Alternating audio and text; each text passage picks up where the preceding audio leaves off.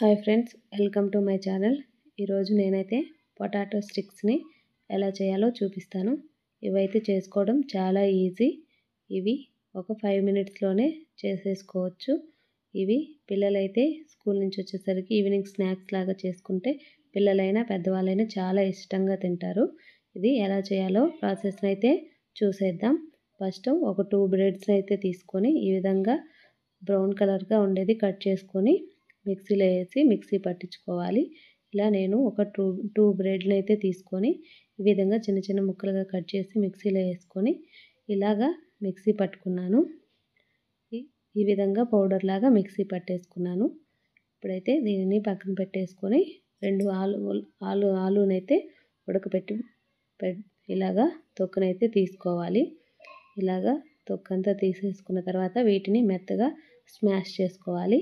ఈ మెత్తగా స్మాష్ చేసిన ఆలులో ఆ బ్రెడ్ మిక్సీ పట్టుకున్నాం కదా, ఆ పౌడర్ని అలాగే కాస్త 2 టేబుల్ స్పూన్ల కార్న్ఫ్లోర్ని అలాగే జీలకర్ర, ఉప్పు, కారం అన్నీ వేసుకొని ఈ విధంగా మెత్తగా మొత్తం కలిసేలాగా కలిపేసుకోవాలి. ఇలా అంతా కలిపేసుకున్న తర్వాత ఇప్పుడు ఇది రౌండ్గా చేసుకొని ఇలా స్టిక్స్ లాగా చేసుకోవాలి. అన్నీ ఈ విధంగా ఇలా స్టిక్స్ లాగా రుద్దుకొని పక్కన పెట్టుకోవాలి. ఇలా అంత పిండినైతే ఇలా స్టిక్స్ లాగా చేసి పెట్టుకున్నాము. ఇప్పుడైతే ఆయిల్ హీట్ అయిన తర్వాత వాటిలో ఈ స్టిక్స్ని అయితే ఒక్కొక్కటిగా యాడ్ చేసుకోవాలి.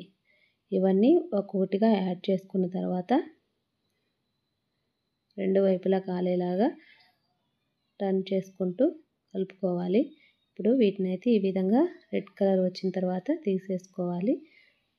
అంతే, ఎంతో టేస్టీగా ఉండే పొటాటో స్టిక్స్ అయితే రెడీ అయిపోయాయి. ఇవి టమాటా సాస్తో తింటే చాలా టేస్టీగా అయితే ఉంటాయి. పిల్లలైనా పెద్దవాళ్ళైనా చాలా ఇష్టంగా తింటారు. మీకు నచ్చినట్లయితే ఒకసారి ట్రై చేయండి. నా వీడియోస్ మీకు నచ్చినట్లయితే లైక్ చేయండి, సబ్స్క్రైబ్ చేయండి. Thank you.